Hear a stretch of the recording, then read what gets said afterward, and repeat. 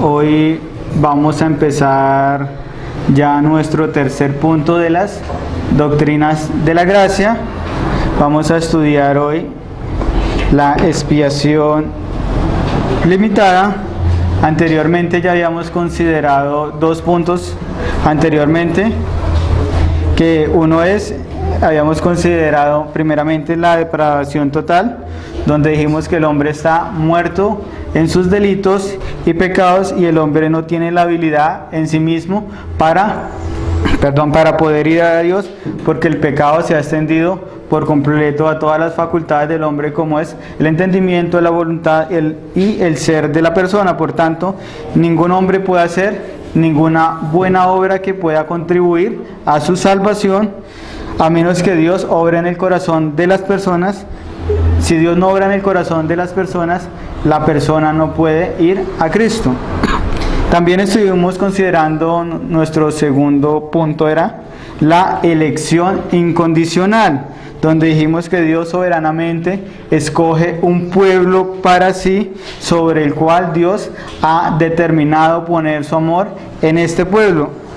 Ahora vamos a tratar nuestro tercer punto, y es la expiación limitada, y vamos a ir a Isaías 53, versículo número 11.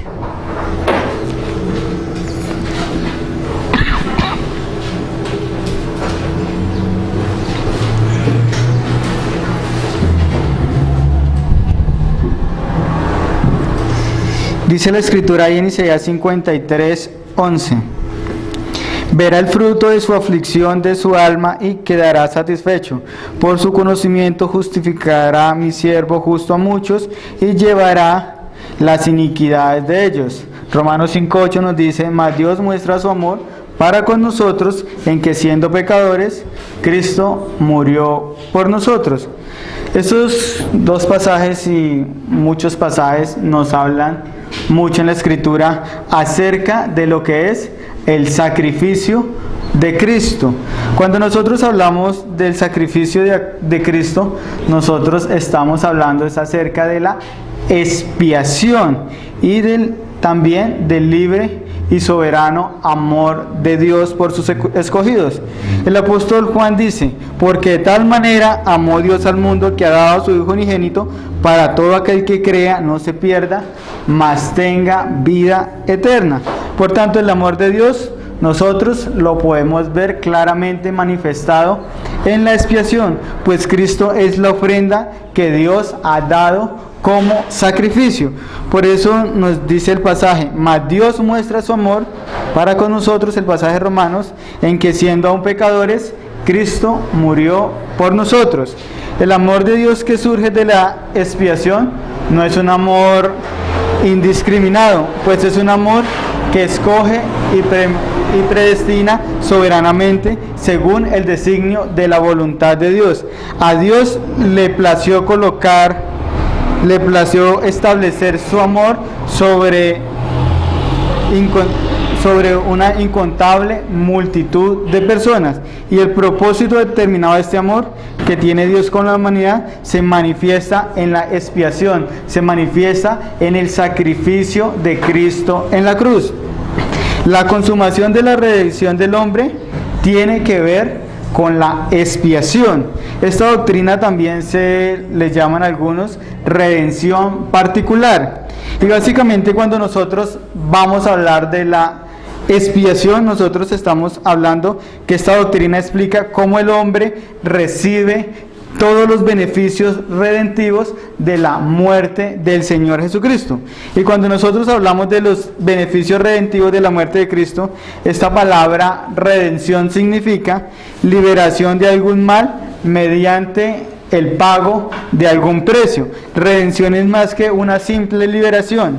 E incluso cuando una persona es prisionera o comete un delito, a esta persona en muchas ocasiones se le puede pagar un rescate, se le puede pagar el precio para que esta persona sea liberada. Considerando esto, podemos decir que Cristo dio su vida, como dice la Escritura, en rescate de muchos, que puso su vida para Él salvar a muchos.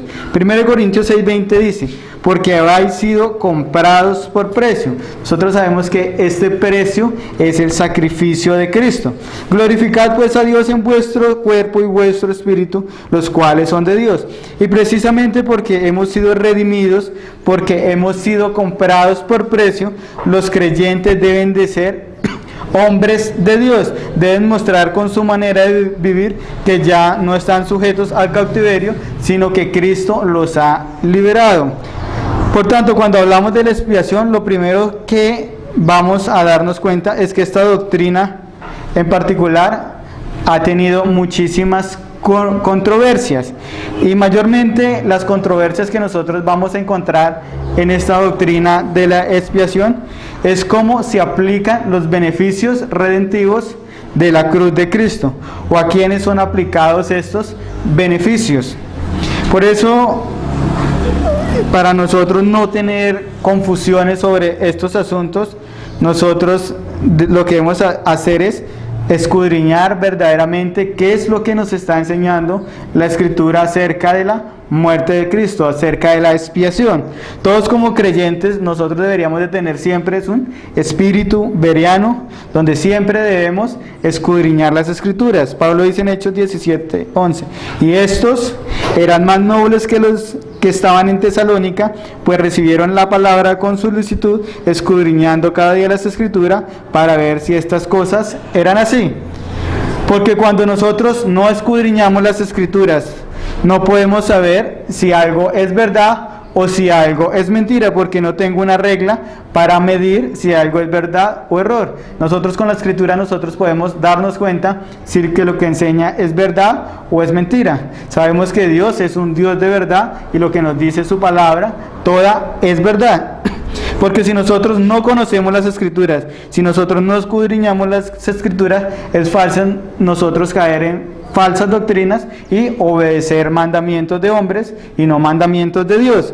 Porque la única verdad en cuanto a nuestra salvación, en cuanto a la muerte de Cristo, en cuanto a la expiación, solamente nosotros la vamos a encontrar en la palabra de Dios, que es inerrante, y también sabemos que la palabra de Dios es infalible, que no se equivoca. Pero para nosotros entender mucho mejor la expiación, debemos preguntarnos ¿qué nos dice la Escritura acerca de la expiación? Ya que nosotros cuando hablamos de la expiación, debemos recordar que estamos hablando de los beneficios redentivos de la muerte de Cristo. Debemos preguntarnos, ¿para qué Cristo fue a la cruz del Calvario? ¿Cuál fue el propósito de Cristo morir en la cruz del Calvario colgado?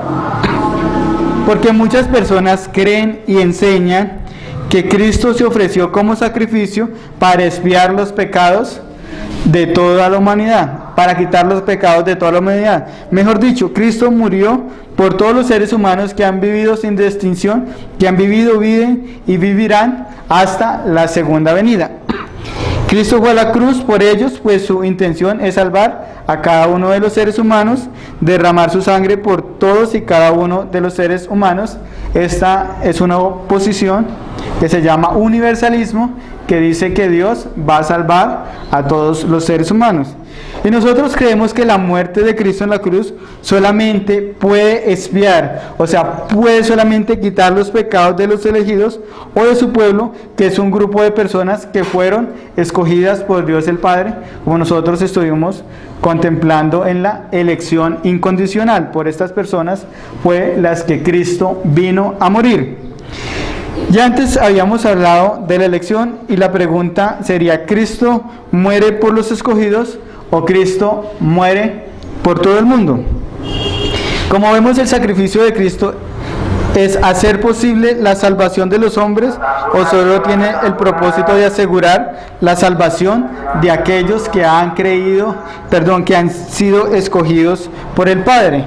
Esto es lo que vamos a tratar de responder este domingo y el próximo domingo, porque esto nos lleva a pensar que si verdaderamente Cristo es un Salvador real, Cristo es un Salvador efectivo, o Cristo solamente es un Salvador potencial.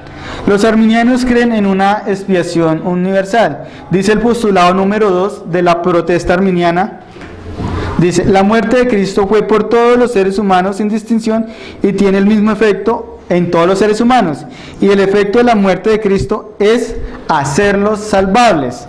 No es salvarlos, es hacerlos salvables. Porque si Cristo murió por todos los seres humanos y los salvó efectivamente, pues lógicamente todos habrían de ser salvos. Y todos reconocen que todas las personas no son salvas. Entonces la idea es que Cristo murió por todos y el efecto es hacer posible a Dios salvar a las personas. Y la manera que Dios puede salvarlos ahora es con un cambio de requisito. Antes el requisito para que una persona se pudiera salvar es cumplir perfectamente la ley de Dios, pero sabemos que nadie puede cumplir perfectamente la ley. Y como nadie puede salvarse, el nuevo requisito es la fe en Jesucristo. Es como si Dios estuviese bajando la barra, estuviera cambiando los requisitos para la salvación. Nadie puede saltar la barra, era imposible. Ahora la barra está más abajo, es alcanzable. Cree en Jesucristo, la fe salvadora. Entonces los arminianos dicen que por esto ya pueden ser salvos. Pero la respuesta del sínodo de Dort dice expiación limitada o expiación particular. Es lo que nosotros creemos en las doctrinas de la gracia. Dice, la muerte de Cristo es suficiente para salvar a todos los seres humanos, sin embargo, solo es eficaz para los elegidos, para los escogidos. Si nos preguntan por quiénes murió Cristo, nosotros debemos de ser demasiado cuidadosos cuando vayamos nosotros a responder. Podemos decir por el mundo porque su muerte es suficiente para salvar a todo el mundo. Sin embargo, ¿para quiénes murió Cristo? Para los que Dios había escogido desde la eternidad. Y no solo los hizo salvables, sino que los salvó efectivamente y aseguró la salvación Cristo con su muerte. Vemos que la expiación es limitada en su enfoque porque solamente salva efectivamente a los escogidos, pero en su poder no es limitada. Los arminianos dicen para hacer salvable a las personas, pero aquí es para salvar. Al considerar estos dos postulados, el de la protesta arminiana y el de las doctrinas de la gracia, y al compararlo con lo que creen muchas iglesias evangélicas en la actualidad, que dicen ser cristianas, ellas creen que Cristo murió por todos los hombres. Muchos enseñan y dicen, si tú te bautizas, Cristo murió por ti, Cristo murió por todos. E incluso cuando muere algún famoso, que sabemos que vivió una vida para sí, todos piensan que aún esta persona va a ir al cielo, ya que el pensamiento y la enseñanza popular que nosotros escuchamos muy a menudo no son enseñanzas bíblicas. Porque muchos consideran que podemos vivir como queramos y aún así nosotros podemos llegar a ser salvos, ya que Cristo murió por todos los hombres del mundo, pues enseñan que Cristo pagó por el pecado de todos los hombres en el mundo cuando fue en la cruz. Incluso personas que ni siquiera son creyentes piensan aún que Cristo también murió por ellos. Si esto fuera verdad, sería mejor entonces quedarse el domingo en la casa durmiendo, porque de todas las maneras todas las personas van a ser salvas y tampoco habría necesidad de nosotros predicar acá el domingo, ya que todas las personas hagan lo que hagan van a ser salvas. Pero esto es contrario a lo que verdaderamente nos enseñan las Sagradas Escrituras. Pero si a un cristiano de estos nosotros le preguntamos si Judas Iscariote fue salvo, lo que ellos nos van a responder es lógicamente que no, porque la Escritura dice que Judas es el hijo de perdición, como dice Juan 17:12. Cuando estaban con ellos en el mundo, yo los guardaba en tu nombre a los que me diste. Acá está hablando a los escogidos. Y los guardé y ninguno de ellos se perdió, sino el hijo de perdición, para que se cumpliese la Escritura. Este término perdición se refiere a la consecuencia o al destino final de Judas. La pregunta sería, ¿Judas fue el único que se pierde? La respuesta va a ser que no. El apóstol Juan nos dice ahí en Apocalipsis 21:8, pero los cobardes e incrédulos, los abominables y homicidas, los fornicarios y hechiceros, los idólatras y todos los mentirosos tendrán su parte en el lago que arde con fuego y azufre, que esta es la muerte segunda. Por tanto, vemos que la Escritura enseña que no solo Judas se perdió, sino también dice que los cobardes, incrédulos, abominables, homicidas, fornicarios, hechiceros, idólatras, ¿a dónde van a ir a parar todas estas personas si no se arrepienten? ¿Cuál será su destino final según las Escrituras? Nos dice ahí el capítulo 21, pues tendrán su parte en el lago que arde con fuego y azufre. Esta es la muerte segunda. Juan nos habla acá de un castigo eterno, y esto nos indica que no todas las personas en el mundo van a ir al cielo, que no todos gozarán de los beneficios de la expiación del sacrificio de Cristo, que todas las personas no van a gozar del sacrificio de Cristo. Por lo tanto, todos los hombres, Cristo no ha muerto por todos los hombres. Cuando nosotros usamos la palabra expiación, quizás para algunos no pueden llegar a entender mucho con lo que nos está diciendo esta palabra. Quizás entenderíamos nosotros con mucha más claridad si nosotros utilizáramos la palabra redención en vez de expiación.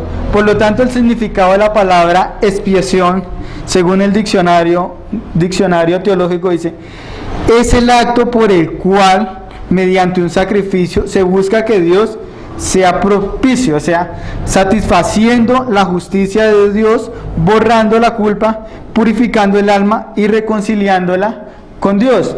Por lo tanto, la expiación de Cristo significa que Cristo, cuando estaba en la cruz, estaba muriendo en la cruz para expiar.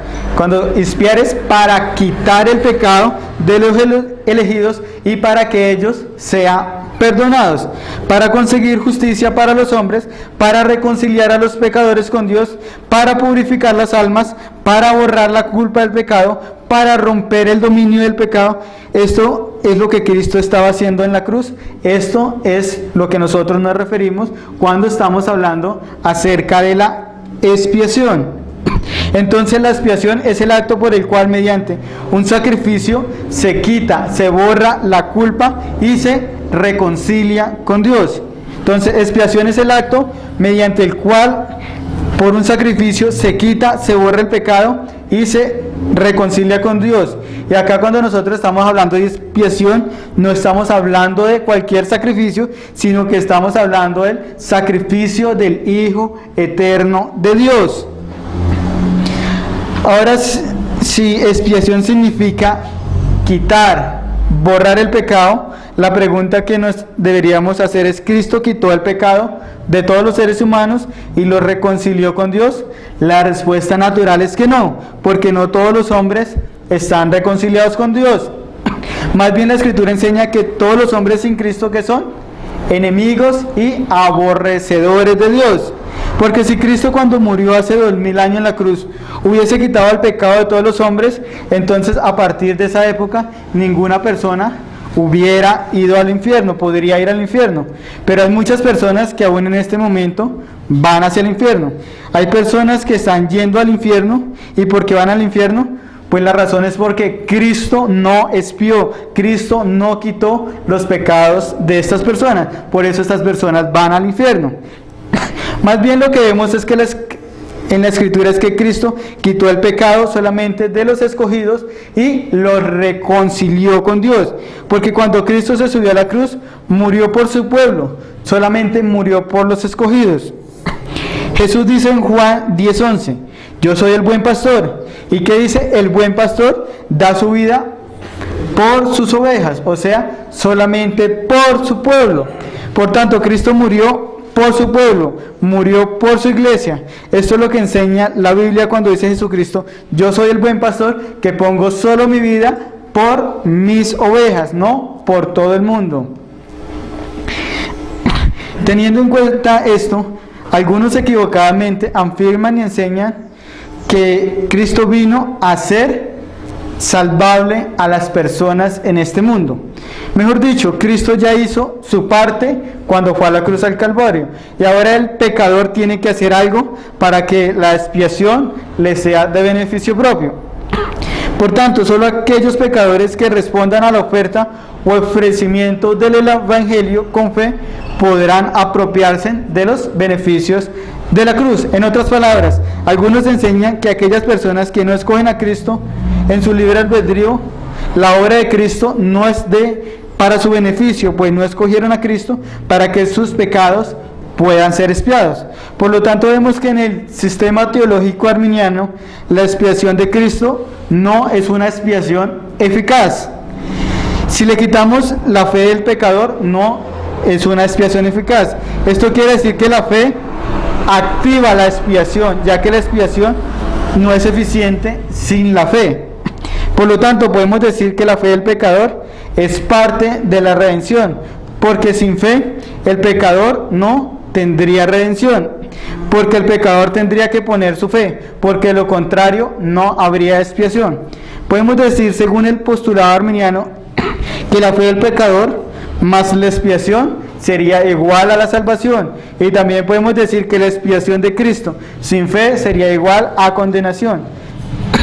En esta posición arminiana, la expiación de Cristo, el sacrificio de Cristo, realmente no tiene ningún valor, no vale nada, porque la expiación en sí misma no puede llegar a salvar a nadie, ya que el hombre es quien le pone el valor a la expiación o le pone el valor a la muerte de Cristo cuando él pone su fe. Porque si el hombre le pone la fe, la expiación va a tener valor, y si el hombre no le pone la fe, la expiación no vale nada y resulta en condenación.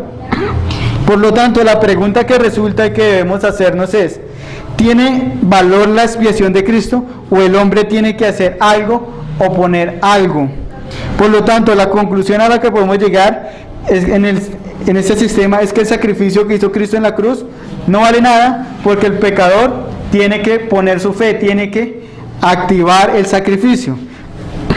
Pero este postulado es contrario a que nos enseñan las Sagradas Escrituras, porque la Biblia es muy clara cuando dice que Cristo vino a morir por un pueblo, vino a dar su vida para salvar a otros.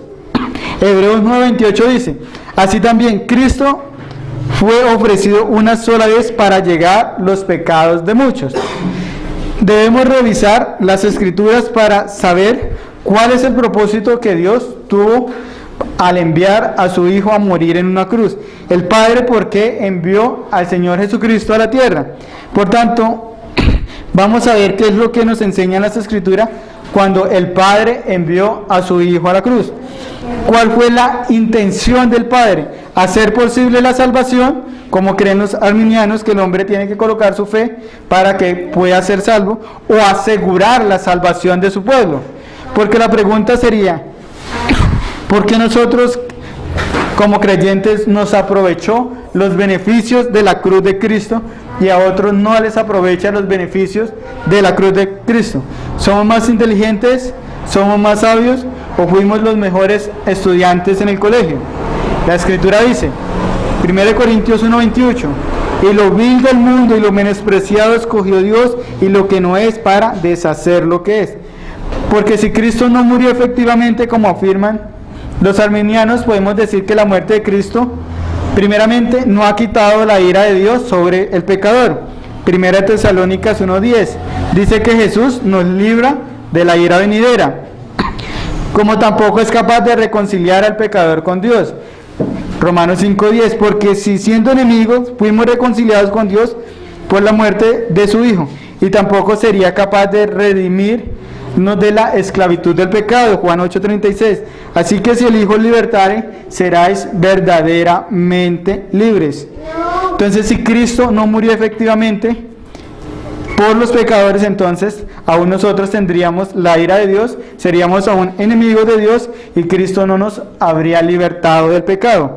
Por lo tanto, si Cristo no murió ni salvíficamente ni sustitutivamente por ninguno, ya que su muerte no tiene valor, porque su muerte hizo lo mismo en una persona que se salva como también en una persona que no se salva, porque el pecador debe poner su fe para poder obtener todos los beneficios de la redención.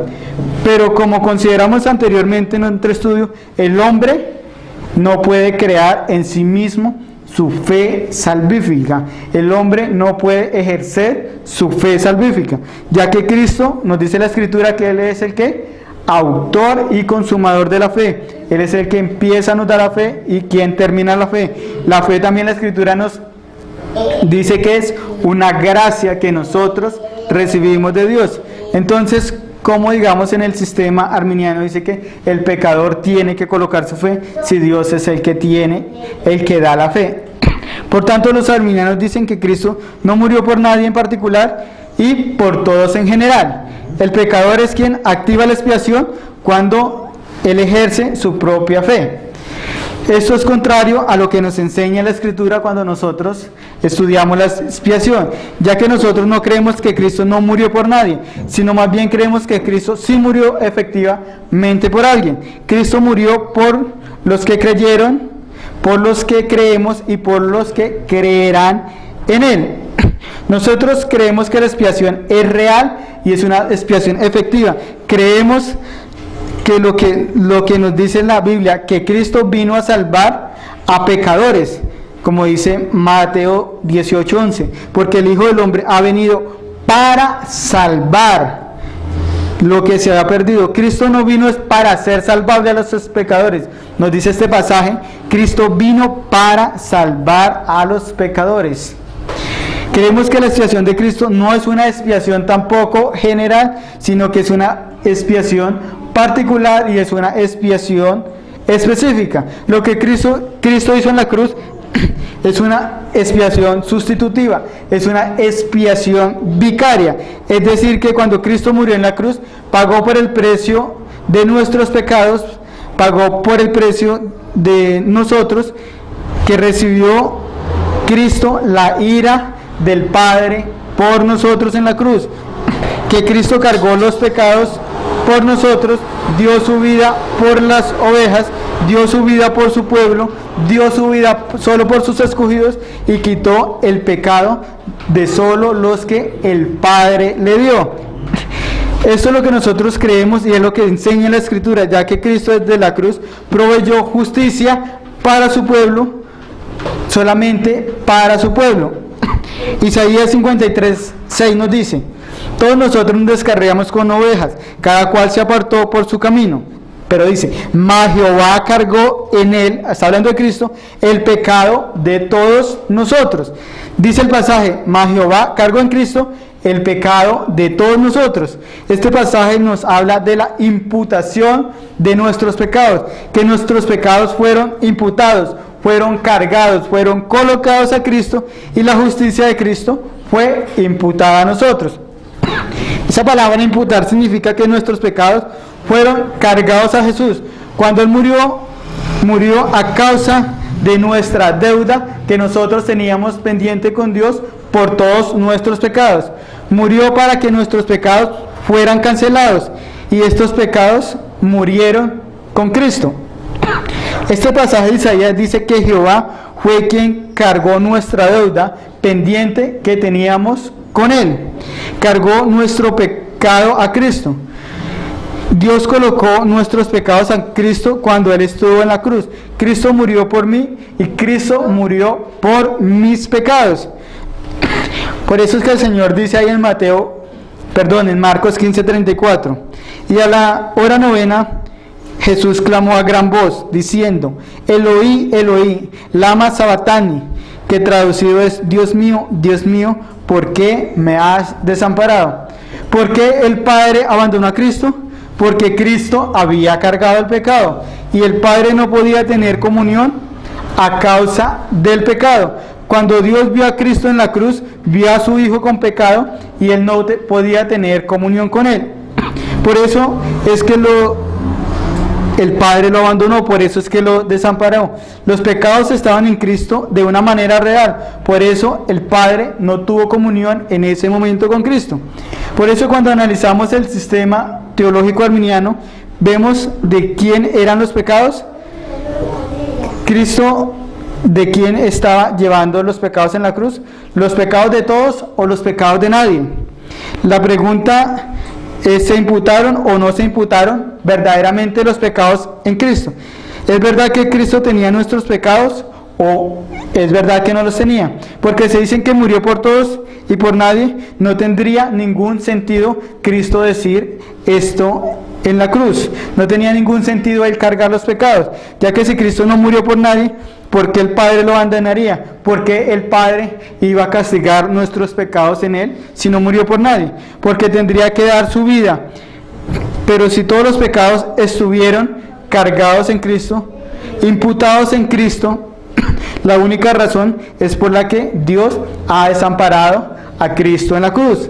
El Señor dijo en Juan 10:11, yo soy el buen pastor da su vida por las ovejas. Este pasaje nos dice que el pastor da su vida por sus ovejas. Más adelante en el verso 15 dice, así como el Padre me conoce, yo conozco al Padre y pongo mi vida por las ovejas. Otra vez el Señor nos dice que Él da su vida por las ovejas. Y en el verso 26 dice, pero vosotros, aquí hablándole el Señor a los fariseos, no creéis porque no sois de mis ovejas. Como os he dicho, mis ovejas oyen mi voz, yo las conozco y me siguen, y yo les doy vida eterna, y no perecerán jamás, ni nadie las arrebatará de mi mano. La pregunta sería, ¿Cristo iba a morir por estos fariseos? No, Él dice que Él va a dar su vida solo por sus ovejas. Y estos fariseos les dice, ustedes no son de mis ovejas. O sea que Cristo no iba a morir por estos fariseos. Él les dice, vosotros no creéis porque no soy de mis ovejas. El Señor no dice, ustedes no son mis ovejas porque no creen. Eso no es lo que dice el texto. Porque si dijera esto el texto, diríamos que los que creen van a ser convertidos en ovejas. Aquí dice, vosotros no creéis. ¿Por qué no creían los fariseos? Porque no eran ovejas de Cristo, porque no eran escogidos de Dios. En este capítulo 10 el Señor dice que Él va a dar su vida es por sus ovejas, y también le dice a los fariseos, ustedes no son de mis ovejas. Mejor dicho, Cristo no está dando su vida por ellos. No es que Cristo murió por todos y que Cristo murió por nadie. No es que murió por los fariseos, ya que los fariseos no iban a creer en Cristo. Y la razón era que no eran ovejas de Cristo, por eso no iban a creer. Por eso dice el verso 27, mis ovejas oyen mi voz y yo las conozco y me siguen y les doy vida eterna, y no perecerán jamás, ni nadie las arrebatará de mi mano. La oveja es la que escucha la voz de Dios, mientras el cabrito no puede escuchar la voz del Señor, como tampoco puede seguirlo. Verso 29 dice, mi Padre que me las dio es mayor que todos y nadie las arrebata de la mano de mi Padre.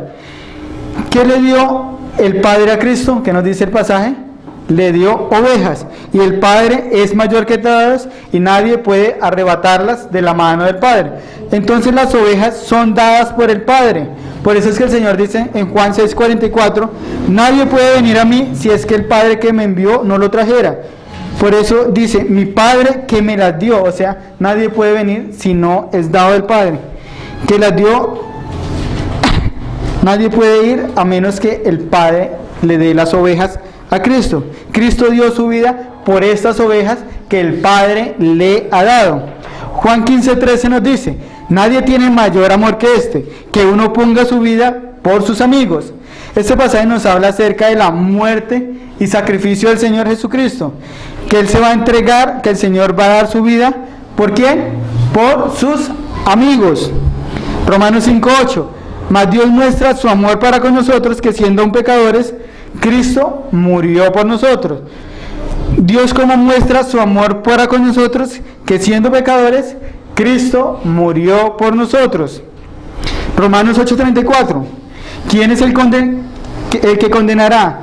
Cristo es el que murió, más aún, el que también resucitó, el que además está a la diestra de Dios, el que también intercede por nosotros. Cristo murió por nosotros, resucitó por nosotros, que nos dice, intercede por nosotros. 2 Corintios 5:21, el que no conoció pecado, por nosotros lo hizo pecado, para que nosotros fuésemos hechos justicia de Dios en él. Nos dice este pasaje que el que no conoció pecado, Dios lo hizo pecado por nosotros.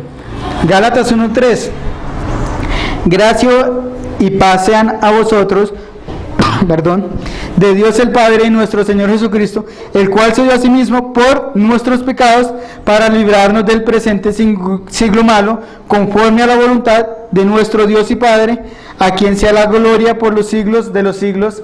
Amén. Pablo dice que Cristo murió por nuestros pecados conforme a la voluntad del Padre, quien cargó sobre el Hijo los pecados de nosotros. Primera de Tesalónicas 5:9. Porque no nos ha puesto Dios para ira, sino para alcanzar salvación por medio de nuestro Señor Jesucristo, quien murió por nosotros. Efesios 5:25. Maridos, amad a vuestras mujeres, así como Cristo amó a la iglesia y se entregó a sí mismo por ella. Este pasaje nos dice que Cristo murió por su iglesia, Cristo murió por las ovejas.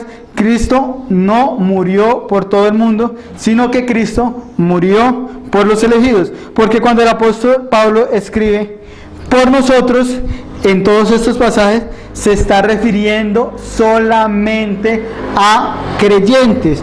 No se está refiriendo Pablo a los incrédulos, porque estas cartas fueron dirigidas a creyentes. Por eso él dice por nosotros, y nosotros es la iglesia de Cristo, es el pueblo de Cristo, son las ovejas de Cristo, porque Cristo, cuando fue a la cruz, reemplazó o sustituyó a la iglesia, murió por su iglesia, murió por los creyentes de todos los tiempos, los que vivieron, los que vivimos y los que vivirán hasta su segunda venida.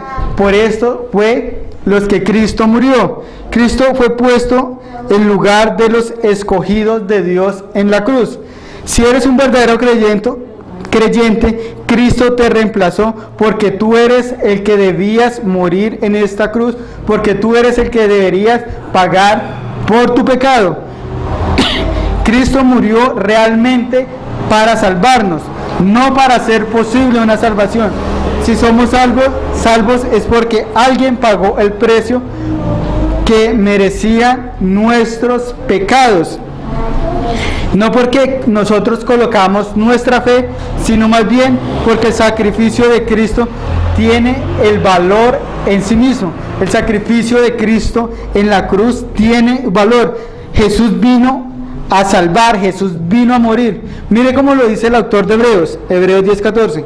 Porque con una ofrenda hizo perfecto para siempre a los santificados. ¿Por qué los hizo perfectos? Porque la muerte de Cristo tiene un valor real, porque la muerte de Cristo en la cruz es una ofrenda completa que tiene el poder para expiar, para pagar por todos los pecados, suficiente para pagar por todos nuestros pecados. Cristo ha provisto todo lo que necesita el pecador con su muerte en la cruz, y gracias a Dios por Cristo, que quiso venir a morir en nuestro lugar por nuestra culpa y por nuestros pecados. Por eso la muerte de Cristo es importante y también tiene un valor real, porque Cristo está muriendo realmente por nuestros pecados. Vamos a concluir aquí.